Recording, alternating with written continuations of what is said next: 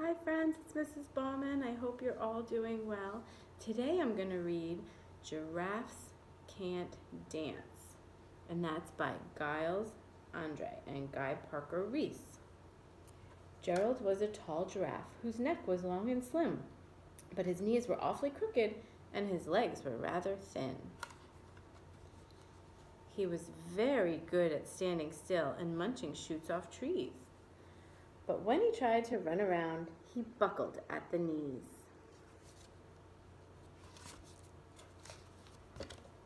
Now, every year in Africa, they hold the jungle dance, where every single animal turns up to skip and prance.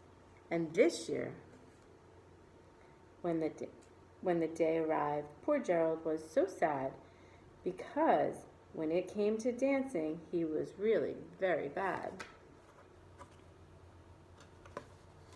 The warthogs started waltzing, and the rhinos rock and rolled. The lions danced a tango that was elegant and bold.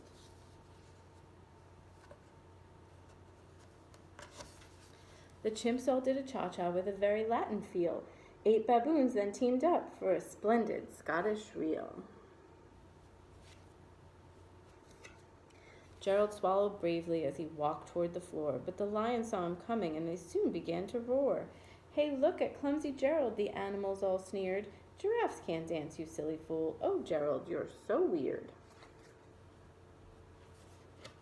Gerald simply froze up. He was rooted to the spot. "They're right," he thought. "I'm useless. Oh, I feel like such a clot." So he crept off from the dance floor and he started walking home. He'd never felt so sad before, so sad and so alone. Then he found a little clearing and he looked up at the sky. "The moon can be so beautiful," he whispered with a sigh. "Excuse me," coughed a cricket who'd seen Gerald earlier on, "but sometimes when you're different, you just need a different song." "Listen to the swaying grass and listen to the trees. To me, the sweetest music is those branches in the breeze. So imagine that the lovely moon is playing just for you. Everything makes music if you really want it to." With that, the cricket smiled and picked up his violin. Then Gerald felt his body do the most amazing thing. His hoofs had started shuffling, making circles on the ground. His neck was gently swaying, and his tail was swinging round. He threw his legs out sideways, and he swung them everywhere. Then he did his backward somersault and leapt up in the air. Gerald felt so wonderful, his mouth was open wide. "I'm dancing, yes, I'm dancing. I'm dancing," Gerald cried.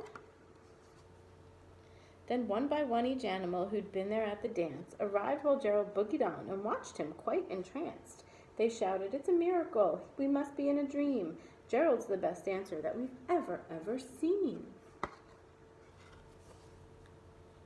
"How did you learn to dance like that? Please, Gerald, tell us how." But Gerald simply twirled around and finished with a bow.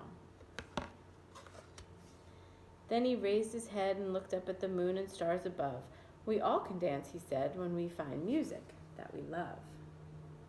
I hope you guys are all doing some dancing at home, and I hope you're having fun, and we miss you. Stay safe and healthy. Bye.